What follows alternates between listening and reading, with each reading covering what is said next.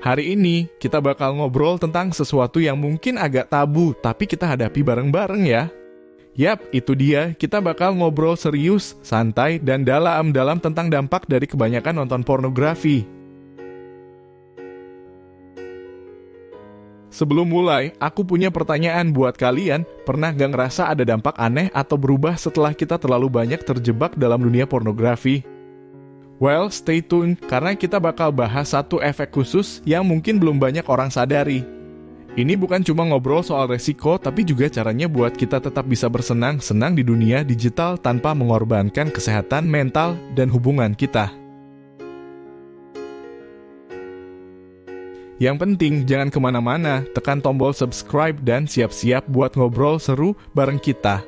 Kita lanjutin obrolan kita tentang dampak dari kebanyakan nonton pornografi, dan kali ini kita fokus pada perilaku beresiko. Mari kita bahas lebih detail, biar kita paham betul apa yang terjadi.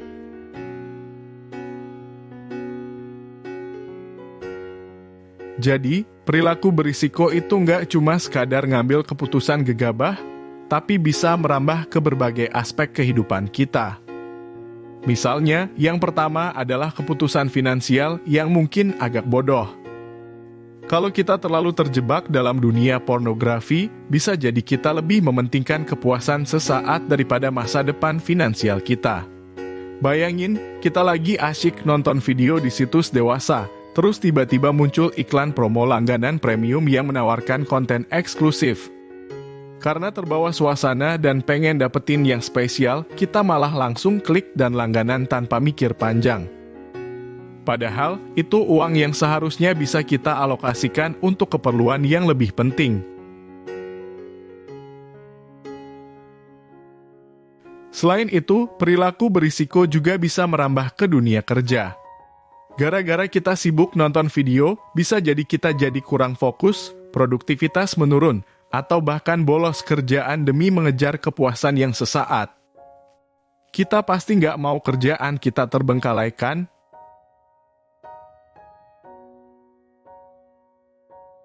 Kalau kita ngebahas soal resiko perilaku seksual yang nggak aman, ini juga nggak kalah penting. Kebanyakan nonton pornografi bisa merubah pandangan kita tentang seks dan hubungan.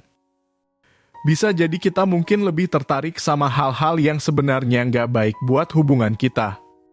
Hal ini penting banget buat kita sadari dan nggak terjebak dalam ekspektasi yang nggak realistis.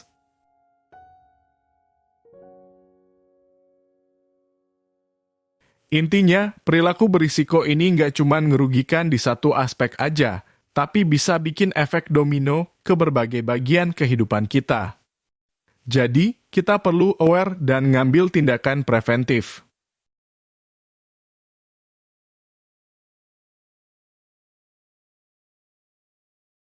Setelah kita bahas tentang dampak negatif, sekarang waktunya ngobrolin cara mengatasi resiko dari perilaku beresiko, khususnya setelah terlalu sering nonton konten pornografi.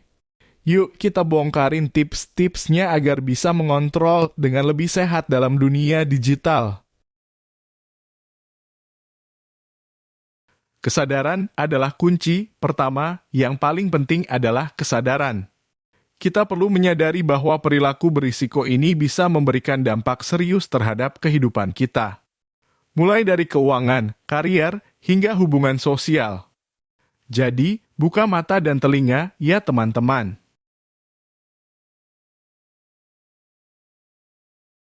Tetapkan batas waktu.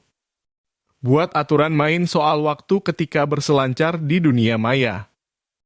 Jangan biarkan konten dewasa mengambil alih waktu yang seharusnya digunakan untuk hal-hal produktif atau berkualitas.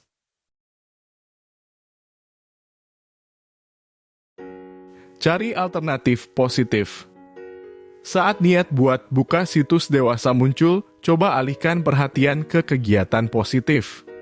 Kalian bisa baca buku, olahraga, atau belajar hal baru. Pasti lebih bermanfaat dan bikin hari kita jadi lebih bermanfaat. Gunakan fitur pengaturan konten. Banyak platform dan perangkat yang punya fitur pengaturan konten. Manfaatkan fitur ini untuk membantu kita menjaga diri dari konten yang nggak sehat dan berisiko. Curhat atau cari dukungan. Jangan ragu buat curhat atau mencari dukungan dari teman atau keluarga.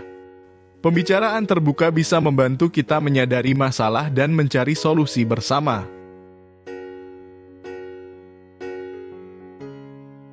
Berkonsultasi dengan profesional. Kalau resikonya udah mulai nendang, jangan ragu buat berkonsultasi dengan profesional. Mereka punya pengetahuan dan pengalaman yang bisa bantu kita keluar dari masalah ini.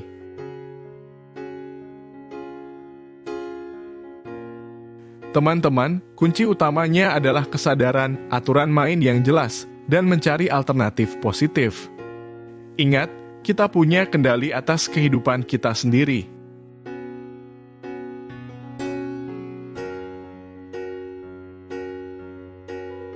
Nah, teman-teman, itulah tadi pembahasan kita tentang dampak negatif dan cara mengatasi resiko dari perilaku beresiko terutama terkait konten dewasa.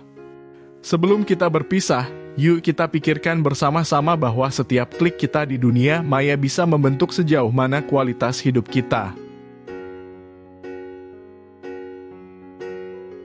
Ingat, kita punya kendali atas apa yang kita konsumsi secara digital. Setiap keputusan kecil bisa berdampak besar, baik positif maupun negatif. Jadi, ayo bersama-sama mencari keseimbangan yang sehat antara dunia digital dan kehidupan nyata.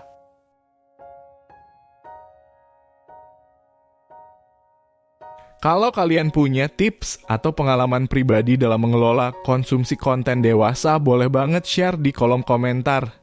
Kita bisa belajar banyak dari pengalaman satu sama lain. Boleh banget share di kolom komentar. Kita bisa belajar banyak dari pengalaman satu sama lain.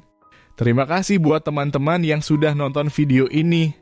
Jangan lupa untuk like, subscribe, dan tekan lonceng notifikasi supaya kalian nggak ketinggalan konten menarik dari kita. Sampai jumpa di video berikutnya, tetap bijak dalam dunia maya ya. Tetap semangat dan selamat beraktivitas teman-teman.